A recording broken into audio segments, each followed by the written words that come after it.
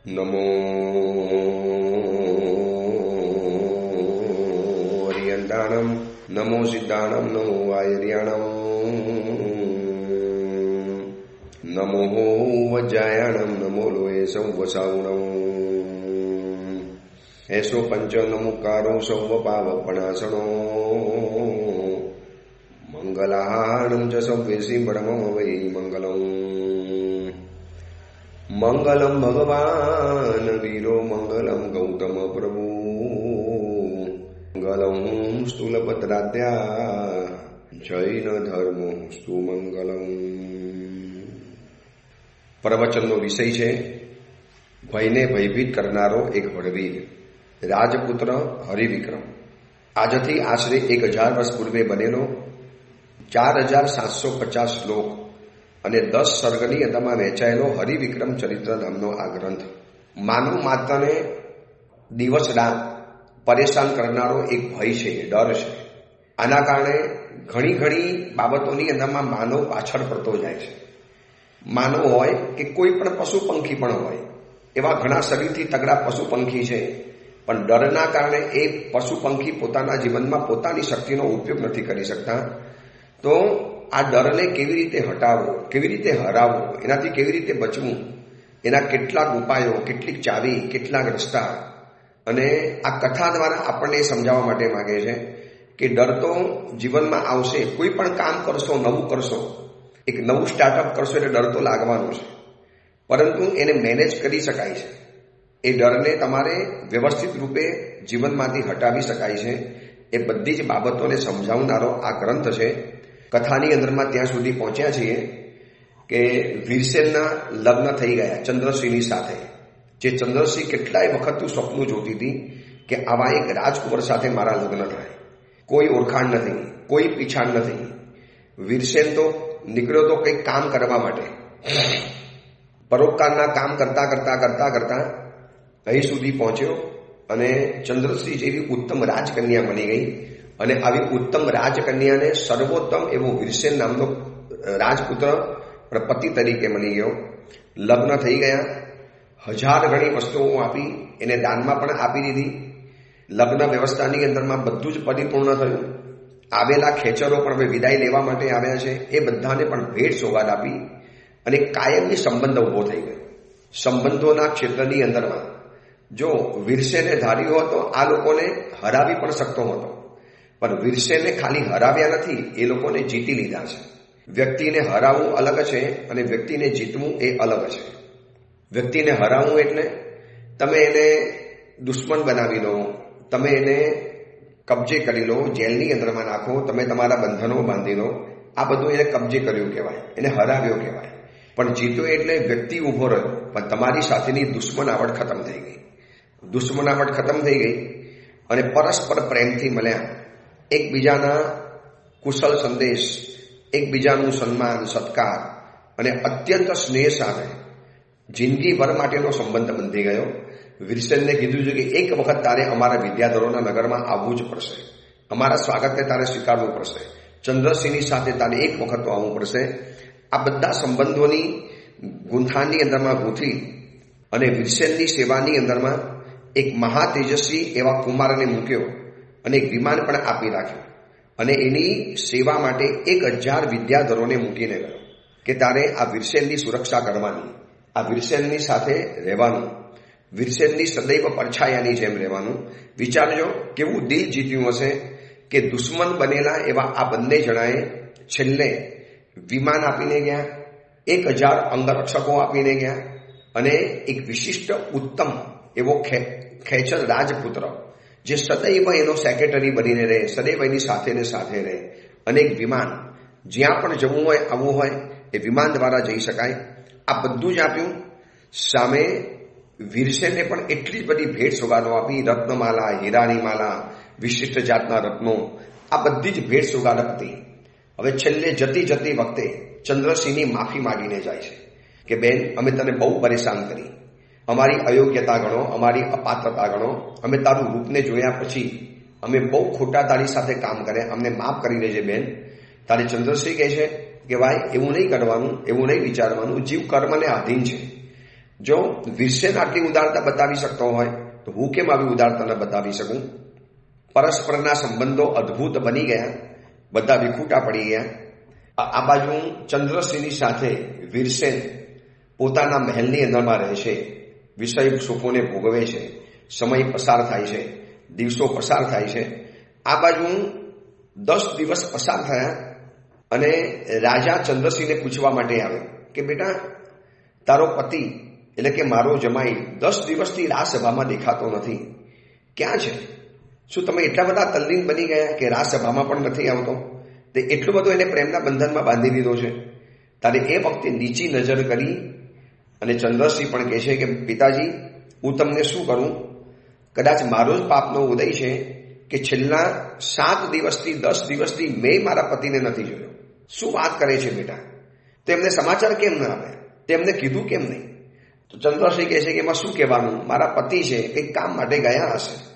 એમને તો છોડીને જાય એવા નથી, એમનો નેચર સ્વભાવ એવો નથી કે થોડા દિવસ રહ્યા ને પછી નીકળી જવું. બહુ જવાબદાર વ્યક્તિ છે, કંઈક કામ આવ્યું હશે માટે નીકળી ગયા હશે, પણ છેલ્લા 10 દિવસથી 7 દિવસથી મેં પણ મારા પતિને જોયા નથી. એટલે રાજા ચિંતાની અંદરમાં આવી ગયા. મંત્રીઓને બોલાવ્યો કે શું થયું હશે? શું વળી પાછું કોઈ ઉપાડી ગયું? વળી પાછું એ ચાલી ગયો? વળી પાછું કોઈ પરોપકારનું કાર્ય આવી ગયું? વીરસેન એટલો નાનો નથી કે કોઈ એને ઉપાડીને જઈ શકે. કોઈની તાકાત પણ નથી કે વીરસેનને ઉપાડીને જઈ શકે. કદાચ ઉપાડીને લઈ પણ જાય તો કે વીરસેન આટલા દિવસોના તાબાની અંદરમાં રહી ન શકે. તો કંઈક હશે એવું વિશિષ્ટ કારણ જે આપણને પણ કહેવા જેવું નહીં હોય. છે, રાજપુત્ર છે, પરોપકારી છે, પરોપકારના અનેક પ્રકારના કાર્યો કરે છે, એટલે કંઈક કાર્ય વસાદ નીકળી ગયો હશે. કંઈક તો ચોક્કસ કારણ છે, પણ કેવી રીતે તપાસ કરવાની? આપણી તપાસ કરે છે. એમાં મંત્રી કહે છે કે દેખો રાજન, આમના જેવા ઉત્તમ વ્યક્તિઓ હોય ને, ભલે આપણને મોઢા મોઢ ન કહે, સામ સામે કહીને ન જાય, ચોક્કસ પોતાનો સંદેશો મૂકીને તો ગયા હશે. આવા ઉત્તમ પુરુષો કોઈની ચિંતાનું કારણ નથી બનતા. જે વ્યક્તિ બીજાની ચિંતા દૂર કરે એ વ્યક્તિ બીજાની ચિંતાનું કારણ કેવી રીતે બની શકે? તપાસ કરો, કોઈક જગ્યાએ ચિઠ્ઠી વગેરે કંઈક મૂકીને તો ગયા તો હશે જ. એટલે મંત્રીઓની આવી વાતને જાણ્યા પછી ચંદ્રસિંહને પૂછ્યું કે બેટા, તને ખબર છે કોઈ ચિઠ્ઠી મૂકીને ગયા હોય? તો કે મેં એ પ્રમાણે જોયું પણ નથી, મને ખ્યાલ પણ નથી આવ્યો.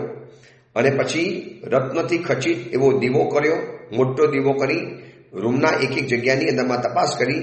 તપાસ કરતા કરતા ખબર પડી કે એક ગોખલામાં, એક ગવાક્ષની અંદરમાં એક કસ્તુરીના અક્ષર વડે લખેલો કેવડાના પાન ઉપર, કેતકી પત્ર એટલે કે કેવડાના પાન ઉપર એક અક્ષર લખેલા જોયા.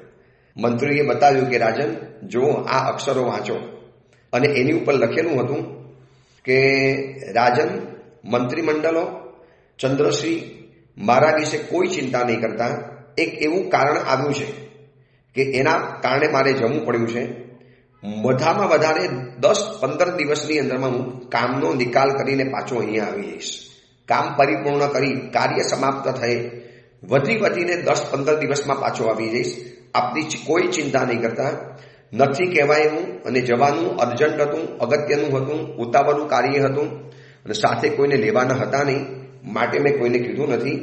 આપ બધાના આશીર્વાદથી બધું સરસ થઈ જશે, એટલે આપ કોઈ ચિંતા નહીં કરો.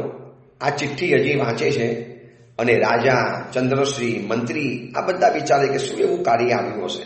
આ કુમારની પાસે આવા કેટલાય કાર્યો આવે છે, કેવો પરોપકારી આ જીવ છે, કેટલાય લોકોના માટે આ રાત દિવસ ઉજાગરા કરે છે. આ બધું વિચારે છે. એટલામાં આકાશમાંથી, વિમાનમાંથી એક વિદ્યાધર નીચે ઉતર્યો. રાજાને નમસ્કાર કર્યા. નમસ્કાર કરી અને એને કીધું છે કે વીરસેને મને તમારી પાસે સમાચાર આપવા માટે મોકલ્યું છે. બધાના કાન પાછા ઊંચા થઈ ગયા. પૂછ્યું, વીરસેન બરોબર છે ને? રાજપુત્ર સલામત છે ને? સાહેબ, ચિંતા નહીં કરો, સલામત છે. જે આખી દુનિયાની સલામતીની ઈચ્છા કરે છે, જે આખી દુનિયાના કાર્યો કરે છે, એનું કાર્ય કોણ બગાડી શકે? એનું કાર્ય બગાડવા માટે કોણ સમર્થ છે? આપ બિલકુલ ચિંતા નહીં કરો, બધું હેમખેમ છે, બધું સરસ છે. આપ એકદમ નિશ્ચિંત બનીને મારી વાતને સાંભળો કે આપની ચિંતાને દૂર કરવા માટે, આપની અસ્વસ્થતા થઈ જશે એવું વીરસેનને ખબર હશે, માટે ચંપાનગરીથી મને મોકલ્યો છે. અને તે રાજશ્રેષ્ઠને ચંપાનગરીની અંદરમાં કેમ જવું પડ્યું? આ વીરસેન રાજપુત્રને ચંપાનગરીમાં જવાનું શું કારણ બન્યું એનું આપને હું સમાચાર આપું છું, એનું આપને કારણ જણાવું છું, આપ સાંભળો. હવે જે આવેલો જાસૂસ હતો એ આખી કથા બતાવે છે કે વીરસેનને કેમ જમવું પડ્યું, શેના કારણે જમવું પડ્યું, શું અગત્યનું કારણ આવી ગયું, ઉતાવળનું કારણ આવી ગયું. દૂત આવીને કહે છે કે રાજન, અહીંયા લગ્ન બધા હેમખેમ પતી ગયા. એની જિંદગી સરસ મજાની ગોઠવાઈ ગયેલી પણ હતી, પરંતુ આ વીરસેન એવો ચતુર રાજપુત્ર છે.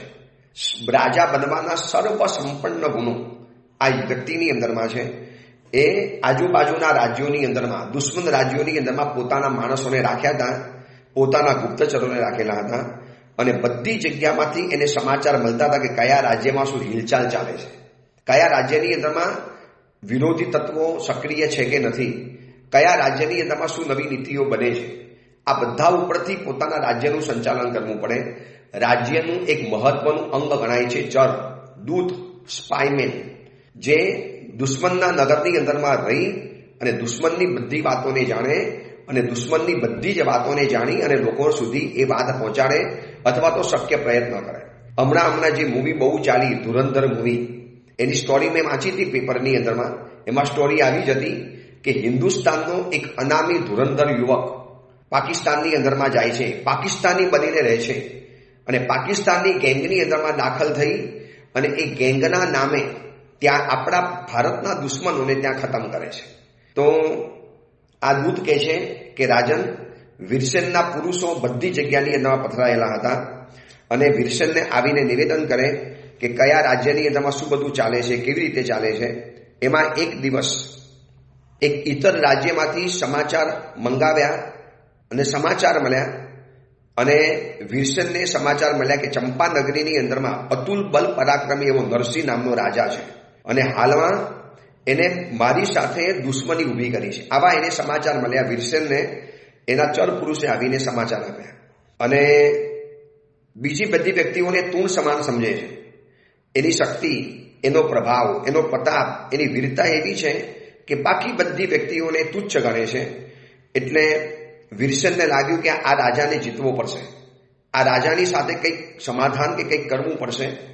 એટલે વિમાનમાં બેસી અને અમારી સાથે અમારો અચાનક જ વિમાનની અંદરમાં બેસીને જમવું પડ્યું અને અમે લોકો ચંપાનગરીની અંદરમાં ગયા. રાજન, ચંપાનગરીની અંદરમાં ગયા પછી સૌથી પહેલા વીરસેને એક કામ કર્યું કે આ ચંપાનગરી એટલે વાસુપૂજ્ય પરમાત્માની નગરી કહેવાય. વાસુપૂજ્ય ભગવાનના કલ્યાણકો અહીંયા થયેલા. વાસવ વંદિત વાસુપૂજ્ય ચંપાપુરી ઠામ.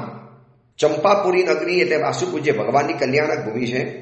એટલે સૌ પ્રથમ તો એને વાસુપૂજ્ય પરમાત્માના જિનાલયના દર્શન કર્યા. વાસુપૂજ્ય પરમાત્માના જિનાલયમાં પૂજા અર્ચન વંદન કર્યું.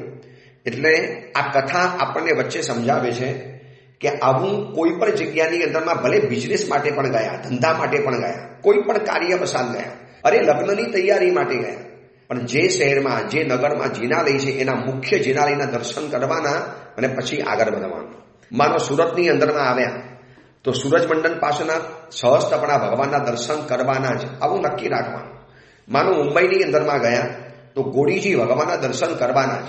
અમદાવાદની અંદરમાં ગયા તો જગવલ્લભ પાસનાથ, મુનેબા પાસનાથ, આવા બધા ઇત્યાદિ અનેક પાસનાથ પરમાત્માઓ ભોયરાની અંદરમાં શોભી રહ્યા છે. અમદાવાદમાં રિલીફ રોડ ઉપર આ બધા અમદાવાદના મૂળ દેરાસરો. સુરતમાં તો એમ અત્યારે પાલ છે, વેસુ છે, આ બધા એરિયા ઘણા વિકસી ગયા છે, પણ મૂળ એરિયા ગોપીપુરાનો એરિયા, આ બાજુ દાંડેર તરફ જાઓ તો ત્યાં પણ મનમોહન પાસનાથ પરમાત્મા છે. એ બધા ભગવાનના દર્શન કરવાના, આવો એક નિયમ રાખો. આનાથી શું થાય છે ખબર છે? જૂના કાળની અંદરમાં જેમ નિયમ હતો ને કે નગરની અંદરમાં ગયા પછી રાજાને ભેટનું આપવાનું, એટલે રાજા આપણી ઉપર પ્રસન્ન થાય, એવી જ રીતે જે નગરની અંદરમાં જાઓ, જે શહેરમાં જાઓ, માનો બિઝનેસ માટે ગયા, લગ્ન કરવા માટે ગયા, ખરીદી માટે ગયા, શોપિંગ કરવા માટે ગયા કે ઇવન ફરવા માટે ગયા, તો પણ એ દેરાસરના દર્શન કરવાના અને પ્રભુને કહેવાનું, પ્રભુ આપની જગ્યામાં આવ્યો છું, આપના ક્ષેત્રમાં આવ્યો છું, પ્રભુ આપ રાજા છો, અહીંના હું આપની પ્રજા છું, પ્રભુ મારી સંભાળ રાખજો, મારું ધ્યાન રાખજો. જો આજે હિલ સ્ટેશનની અંદરમાં ફરવા માટે જાય છે, કેવા કેવા ઉત્પાતો આવે છે, યા પાણીનું તોફાન, યા બરફનું તોફાન, યા ભૂકંપ આવે, યા ભૂસ્ખલન થાય, યા ત્રાસવાદીઓ આવી જાય, યા વિમાન ક્રેશ વગેરે થઈ જાય, આવા કેટલી જાતના ઉપદ્રવો થતા હોય છે. આ પરમાત્માની પૂજા અને ભક્તિ કરતા કરતા આવા ઉપદ્રવોમાંથી આપણને બચવાનો ફાયદો થાય, આપણી જીવનની સુરક્ષા થાય. ગયો છે વીરસેન દુશ્મન રાજાને જીતવા માટે, પરંતુ ચંપા નગરી એટલે વાસુપૂજ્ય પરમાત્માની કલ્યાણક ભૂમિ કહેવાય. તો એ વાસુપૂજ્ય પરમાત્મા દર્શન કર્યા વગર તો કેવી રીતે આગળ વધી શકાય? જૂના કાળમાં આવો નિયમ હતો. બિઝનેસ કરવા માટે જાય, આજે પૂનાની અંદરમાં જાઓ ને તો પૂનામાં ગોરીજી ભગવાન છે. તમે કોઈ પણ શહેરમાં જાઓ, બેંગ્લોરની અંદરમાં જાઓ તો ચિકપેટની અંદરમાં આદિનાથ પરમાત્માનું જિનાલય છે. ચેન્નાઈની અંદરમાં જાઓ તો ચેન્નાઈની અંદરમાં જે મેઇન સ્ટ્રીટ છે ત્યાંના ચંદ્રપ્રભુ સ્વામી પરમાત્મા. દરેક શહેરની અંદરમાં આવા એક પ્રાચીન પરમાત્મા બિરાજમાન છે. નાસિકની અંદરમાં જાઓ તો પણ આવા પરમાત્મા છે. તમે કોઈ પણ શહેરનું નામ બોલો, વડોદરાની અંદરમાં જાઓ તો કોઠીપુર વગેરે એરિયાની અંદરમાં એવા પ્રાચીન પરમાત્મા છે કે જે પરમાત્મા પધાર્યા પછી આ શહેરનો વિકાસ થયો.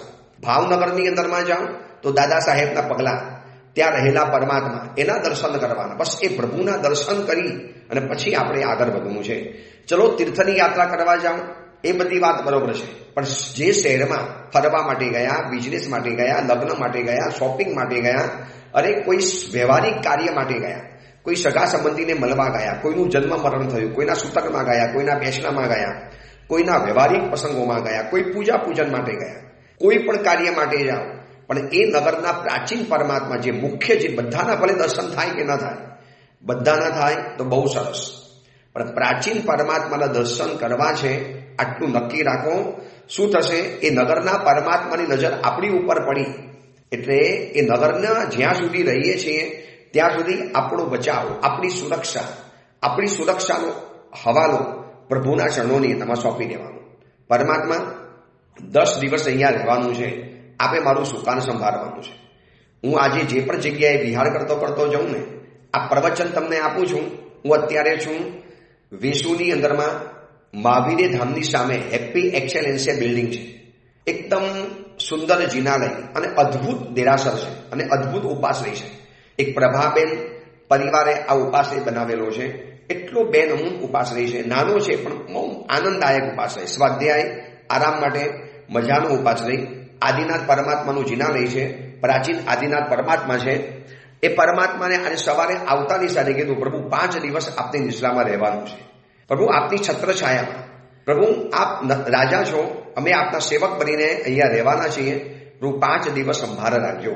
પ્રભુ પ્રવચન સારા થાય, આરાધના સારી થાય, લોકોને સારી આરાધના કરાવી શકીએ, અમારી આરાધના સારી થાય. બસ પ્રભુ એવા આશીર્વાદ વરસાવજો. બસ આટલા માટે તો રોજ દેરાસર જવાનું, રોજ એટલા માટે પરમાત્માની પૂજા કરવાની છે. જે બિલ્ડિંગમાં રહો છો એ બિલ્ડિંગમાં રહેલા દેરાસરના પરમાત્માને જો એક વખત દર્શન ન કરો તો એના અધિષ્ઠાયક દેવતાઓ મારી તમારી સંભાળ શેના માટે રાખે? શું કામ રાખે? અધિષ્ઠાયક દેવ જોવે છે. જો પરમાત્મા છે ને વિતરાગી છે, પણ અધિષ્ઠાયક દેવતાઓ નજર રાખે છે. દરેક જિનાલયનો એક અધિષ્ઠાયક દેવ છે, દરેક પરમાત્માની પ્રતિમાનો એક અધિષ્ઠાયક દેવ છે, એમના અધિષ્ઠાયક દેવી દેવતાઓ છે અને એ નિહાળે છે, એ જોવે છે. ભક્ત આવે છે, પ્રભુની સમક્ષ મસ્તક ઝુકાવે છે, પ્રભુના ચરણોની અંદરમાં શીશ ઝુકાવે છે, પ્રભુનું ચરણનું શરણ સ્વીકારે છે. જીન તેરે ચરણ કી શરણ ગ્રહણ, શંખેશ્વર સાહિબ સાચો, બીજાનો આશરો કાચો. તો જે બિલ્ડિંગમાં રહો છો, જે એરિયામાં રહો છો, જે સોસાયટીમાં રહો છો, જે સંઘની અંદરમાં રહો છો, જે ગામમાં રહો છો, જે નગરમાં રહો છો, જે મહાનગરની અંદરમાં રહો છો, ત્યાંના મુખ્ય જિનાલયના દર્શન એક વખત તો અચૂક કરી દેવાના. આજે સુરતની અંદર હું છેલ્લા 5-6 વર્ષથી ચાતુર્માસ છું. ઘણા લોકોને મેં નિયમ આપ્યા અને ઘણા લોકોને પ્રેરણા કરી કે બજારમાં જાઓ છો તો દિવસમાં એક વખત યા સૂરજમંડન યા સહસ્ત્રપણા ભગવાન એમનું એક વખત દર્શન કરી લેવાના. પ્રભુ સુરતમાં છું, આપ સુરતના રાજા છો, પ્રભુ આપ સુરતના માલિક છો, સુરતના દરબારની અંદરમાં પ્રભુ આપ દેવાધિદેવ તરીકે બિરાજમાન થયેલા છો. બસ પ્રભુ આ સેવકનું ધ્યાન રાખજો.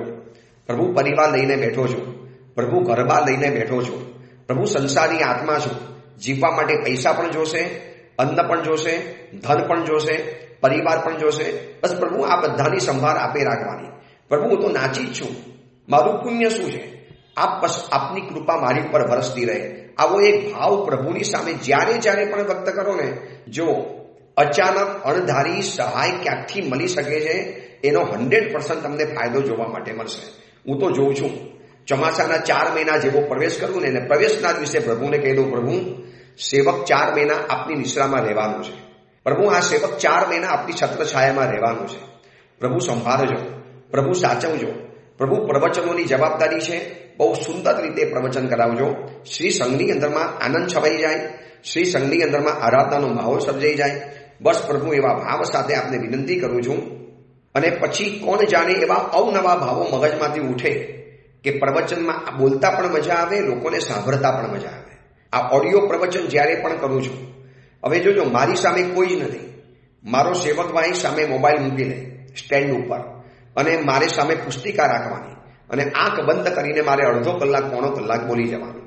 આંખ સામે કોઈ જ નથી. રૂમની અંદરમાં અમારા બે સિવાય કોઈ કહેતા કોઈ નથી, છતાં પણ નોન સ્ટોપ અડધો કલાક બોલતા જ જવાનું. બસ આ અચિંત્ય શક્તિથી યુક્ત એવા પરમાત્માની કૃપાને પ્રાપ્ત કરો. એની કૃપાનો એક નાનકડો અંશ મળી જાય અને જીવનનો બેડો પાર થઈ જાય.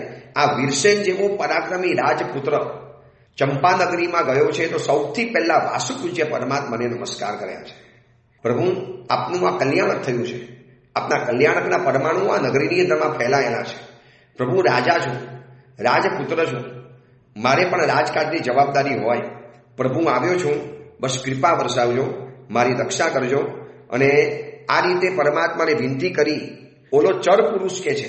આપણે તો આ વચ્ચે કથા આપણને જે સંદેશો આપે છે મેં તમને બતાવ્યો. આ કથા વાંચતા કથા જે સંદેશા આપે છે, સંદેશા હું તમને પહોંચાડું છું કે આટલું નક્કી કરો, બિઝનેસ કરવા માટે જે પણ ગામ નગરમાં જાઓ, એ ગામના પરમાત્માને જુહાર્યા પછી, એ પ્રભુના દર્શન વંદન કર્યા પછી બિઝનેસનું કામ શરૂ કરો. જો કેવા ફતેના ડંકા વાગે છે, જો કેવી ફતેહ થાય છે. પરમાત્માને હવાલો સોંપી દો. પ્રભુ આપ અચિંત્ય શક્તિના ભંડાર છો. પ્રભુ બિઝનેસ માટે આવ્યો છું, સાવક છું, જવાબદારી છે. પ્રભુ સંસાર લઈને બેઠેલો છું, આપે મારી નાવને આગળ વધારવાની છે. અને પ્રભુની કૃપાના પ્રચંડ પવનથી નાવ એવી સડસડાટ દોડશે કે આપણે જોવું પણ નહીં પડે. અને વાસુપૂજ્ય પરમાત્માને નમસ્કાર કર્યા અને પછી એને ચંપાનગરીની અંદરમાં પ્રવેશ કર્યો. લોકોની નજરને ભૂલાવે એવી કોઈ વિદ્યાદેવીના પ્રતાપથી કોઈને પણ ન દેખાતા નરસિંહ રાજાના, એટલે વીરસેને એવી વિદ્યાનો પ્રયોગ કરેલો, એ બધાને જોઈ શકે પણ એને કોઈ જોઈ ન શકે, એ કોઈને પણ ન જોઈ શકે. અને એવી રીતે અદૃશ્ય રીતે સીધો જેને નરસિંહ રાજાના સુંદર રાજમહેલની અંદરમાં પ્રવેશ કર્યો. ત્યાં નરસિંહ રાજા ખરેખર સિંહ જેવો છે. યુદ્ધની અંદરમાં જેને જીતવો ભારે પડી જાય, એક મોટો પરાક્રમી. આમ દેખતાની સાથે ખબર પડી જાય કે સાક્ષાત આ કોઈ યુદ્ધ દેવતાની પ્રતિમા જેવો છે. એવું ભરાવદાર શરીર, એવું હૃષ્ટપુષ્ટ કાયા, એવી એક તેજસ્વી શરીરની કાંતિ, અને લાગે કે ખરેખર આ સાક્ષાત કોઈ યુદ્ધ દેવ છે. અને આને જીતવો કોઈ સહેલી વાત નથી. તો રાજાએ કીધું કે એ વાત ખરી છે, અમે પણ એવું સાંભળ્યું છે. એટલે ચંદ્રસિંહના પિતાજી ઓલા ચર પુરુષને કહે છે કે ભાઈ તમારી વાત સાચી છે, અમે પણ એવું સાંભળ્યું છે કે આ રાજા એવો પરાક્રમી છે, અને અત્યારે મારા સિવાયના બધા જ રાજાઓ એની ખંડણી ભરે છે, એના સેવાની અંદરમાં છે. એક ખાલી હું નથી ભરતો, એનું નામ પાડીને લોકો થરથર ધ્રુજે છે. ખાલી મેં જેની આજ્ઞા નથી સ્વીકારી, બાકી બધાએ સ્વીકારી છે. અને જે સમયમાં વીરસેન અને હું જ્યારે સાથે ગયેલા, આ વિદ્યાધરો જેને સેવાની અંદરમાં મૂકીને ગયા છે, જે ઉત્તમ રાજપુત્રને એ પણ સાથે ગયેલો હતો, એને સમાચાર આપવા માટે મોકલ્યો છે. અને એ સમાચાર આપે છે કે જે સમયની અંદરમાં અમે બંને જણા અદૃશ્ય રીતે રાજમહેલમાં ગયા, ત્યારે નરસિંહ રાજા પોતાની પત્નીઓ સાથે એવી વાર્તાલાપ કરતો હતો. એ પોતાની રાણી સાથે વાતોચીતો કરતો હતો, અને અમે એ બધું સાંભળતા હતા. એને ખબર નથી કે કોઈક આ વાતોને સાંભળે છે. એ પોતાની પત્ની અને પોતાનો મુખ્યમંત્રી એને ભેગા કરી અને કંઈક વાતોચીતો કરે છે.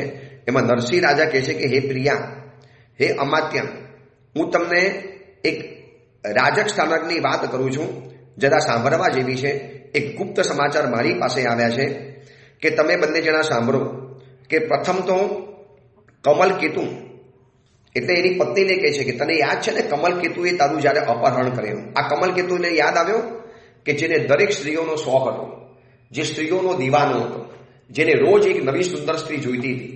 એ કમલકેતુએ આ નરસિંહ રાજાની પત્નીનું પણ અપહરણ કરેલું. એટલે એ વાત બતાવે છે કે પ્રિયા, તને યાદ આવે છે કમલકેતુએ તારું જ્યારે અપહરણ કરેલું, ત્યારે તારા વિરહથી મને બહુ દુઃખ થયું હતું, બહુ દુઃખ થયું. અને એની સાંત્વના માટે મને આ મંત્રી વાસુપૂજ્ય પરમાત્માના જિનાલયમાં લઈ ગયા વાસુકુજે ભગવાનના દર્શન થતાની સાથે જ થોડુંક મારું હૃદય શાંત થયું, મારું મન થોડુંક શાંત થયું અને મંદિરના દર્શન કરીને જેવું હું બહાર આવું છું ત્યારે એ વખતે એક જ્ઞાની મુનિવર, એક ચારણ મુનિવર, એ વાસુકુજે ભગવાનના દર્શન કરવા માટે આવેલા. જેમ કલ્યાણ ભૂમિઓની યાત્રા કરવા માટે લોકો નીકળે ને એમ આવી રીતે ચારણ મુનિઓ પણ આવી કલ્યાણકોની યાત્રા કરવા માટે નીકળે.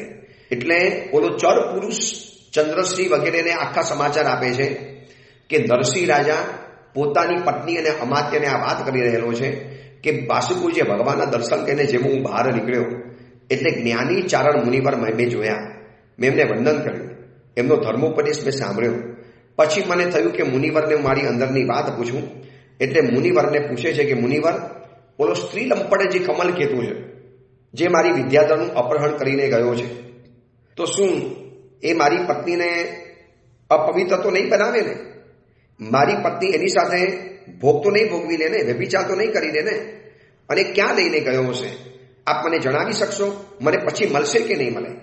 એટલે મુનિવરે કીધું કે કમલ કેતુ તારી પત્નીને લઈને ગયો છે, પણ તારી પત્ની પતિવ્રતા છે, શિયલવ્રતી છે, એને પોતાના શિયલનું ખંડન નથી કર્યું અને એની ઉપર આસક્ત થયા પછી એ કમલ કેતુ એને ગુફામાં લઈ ગયો છે અને ગુફાની અંદરમાં લઈ ગયા પછી તે તારી પાસે ઘણી વિનંતી કરી, ઘણી આજીજી કરી કે તું મારી બની જા, તું મારી બની જા. પરંતુ તે એ વખતે એવું બહાનું કાઢ્યું કે હું તો અત્યારે ઋતુમતી છું. ઋતુમતી એટલે અત્યારે અંતરાયમાં છું, એમસીમાં છું, અત્યારે હું ટાઈમ પીરિયડમાંથી ચાલું છું, એટલે મને અત્યારે સ્પર્શી નહીં શકો. તે એવો દાવ ખેલ્યો, બાકી તમારા જેવા પુરુષને કોણ ના પાડે? એટલે એ તારા પ્રત્યે તો નિશ્ચિંત બની ગયો અને આ બધું તારા ભાષણ સાંભળી અને ખરેખર લલચાઈ ગયો અને એને શું કર્યું, તને મહેલની અંદરમાં લાવીને મૂકી દીધી. અને એ તારો છુટકારો કેમ થયો ખબર છે? એ છુટકારો એટલા માટે થયો કે એને બીજા કોઈ નગરમાંથી, કામરૂપ દેશમાંથી અર્થપતિ શેઠની પત્નીની પણ એને અપહરણ કરેલું હતું. અને એ પત્નીએ વીરસેનની પાસે, એ આકાશમાંથી લઈ જતા હતા એ સમયની અંદરમાં વીરસેન નાસિક નગરમાં પ્રવેશ કરતો હતો. અને યાદ આવે છે ને બધી કથા આપણે આગળ જોઈ છે, હાથીના હોદ્દા ઉપર વીરસેન બેઠેલો અને ત્યાંથી જતી આ અર્થપતિ પત્નીની પ્રિયા નામની શેઠાણીએ એને પોકાર પાડ્યો. પણ વીરસેન એવો પરોપકારી પુરુષ છે કે અજાણી સ્ત્રીને બચાવવા પહોંચી ગયો અને ધમાધમની અંદરમાં એને કમલકેતુને ખતમ કરી નાખ્યો, મારી નાખ્યો. કમલકેતુ મરી ગયો એટલે છુટકારો થઈ જશે. એટલે મુનિ કહે છે કે રાજન ગભરાશો નહીં, કામરૂપ દેશના અર્થપતિની સ્ત્રી ઉપર પણ એની આંખો છે, એનું હરણ કરીને અત્યારે લઈ ગયો છે અને જગતમાં વિખ્યાત સર્વ યોદ્ધાનો મુકુટમણી નાસિક નગરની અંદરમાં વીરસેન નામનો જે રાજપુત્ર છે એ આકાશમાં જઈને એનો વધ કરી દેશે અને વધ કરશે એટલે તારી પત્ની ત્યાંથી છૂટી થઈ જવાની અને તારી પત્નીને એ પાછો અહીંયા મૂકી આપવાનો છે. અને એ મુનિ ભગવંતે વીરસેનના જે વખાણ કર્યા એટલે આખી કથા નરસિંહ રાજા પોતાની પત્ની અને મંત્રીને સંભળાવે છે અને આખી આ કથા મહેલની અંદરમાં ચંદ્રસિંહને બધાને સંભળાવે છે, ઓલો વિદ્યાધર યુવક. અને વીરસેનની આ પ્રશંસા સાંભળ્યા પછી હવે ઓલો નરસિંહ કહે છે કે મારા શરીરમાં તો લાય બની ગઈ. એટલે નરસિંહ રાજાને જેલસી થવા મળી કે મારા જેવો આ દુનિયાની અંદરમાં યુદ્ધો છે તો નવો યોદ્ધો કોણ આવ્યો, આ નવો વીર પુરુષ કોણ આવ્યો? જોજો આ ઈર્ષા અને સ્પર્ધાની કમાલ જોજો. પોતાની પત્નીને બચાવી છે એના ધન્યવાદ નથી આપતો, પોતાની પત્નીને જેને હેમખેમ રાખી એના કોઈ ધન્યવાદ નથી આપતો, પરંતુ એને મનની અંદરમાં સ્પર્ધા અને ઈર્ષા થવા માંડી.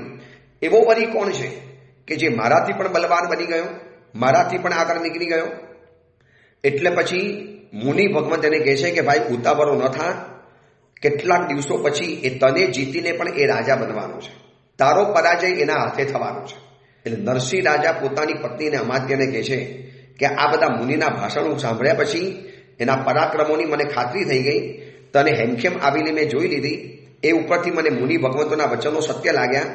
હવે મને મનમાં વિચાર આવ્યો કે મારી પત્નીને ખરેખર પાછી મૂકી ગયો છે. એટલે મુનિની વાત તો સાચી છે, વીરસેન છે સજ્જન, પરાક્રમી છે, પવિત્ર છે, એ આટલો બધો મર્યાદા સંપન્ન છે. હવે મારો પણ હત્યા કરવાનો છે, મને પણ મારવાનો છે, તો હવે મારે એનો કંઈક રસ્તો કાઢવો પડશે. એટલે વીરસેનને ખતમ કરવા માટે મેં બધું વિચારેલું હતું. એમાં એક દિવસ હું અને રાણી એટલે આપણે બંને જણા અગાસીની અંદરમાં જઈને બેઠેલા હતા આપણે વાતોચીતો કરતા હતા એટલામાં વિમાનમાંથી 4 સ્ત્રીઓ એ અગાસીમાં આવી અને રડવા માંડી. એટલે આપણે પૂછ્યું કે કેમ રડે છે, કોણ છો તમે સ્ત્રીઓ? ત્યારે વિદ્યાધરીની સ્ત્રીઓ કહે છે કે અમે પવન કેતુની પત્નીઓ છે અને પવન કેતુને વીરસેન રાજપુત્રએ મારી નાખ્યો છે.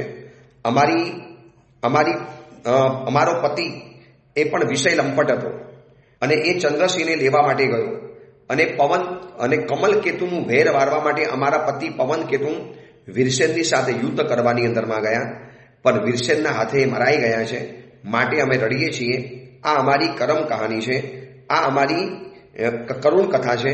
એ વખતે તો આપણે 4 સ્ત્રીઓને સાંત્વના આપીને રવાના કર્યા, પરંતુ મને એ વખતે ગુસ્સો આવ્યો કે પવન કેતુ એવા પરાક્રમી વ્યક્તિનો પણ જે વધ કરી શકે છે, કેટલો પરાક્રમી હતો અને એનો પણ જે વધ કરી શકે છે. અને આ પવન કેતુએ વીરસેનને સમુદ્રમાં ફેંકેલો, સમુદ્રમાં નાખ્યો હતો, પણ સમુદ્રમાં નાખ્યા પછી પણ ઉલટાનો એને ફાયદો થયો. ત્યાંથી એને ચંદ્રસિંહ મળી ગઈ છે. હવે આખી કથા આગળ ચાલે છે. બહુ જાણવા જેવી વાત છે. આપણે કથાને અહીંયા અડકાવીએ છીએ, સમય થઈ ગયો છે. એ અંગેની બીજી વિશેષ વાત આપણે આવતીકાલે કરીશું. એ જ મંગલ કામના મંગલ ભાવના. જીનાગના વિરુદ્ધ કાંઈ પણ બોલાયું હોય તો મિચ્છામી દુક્કડ.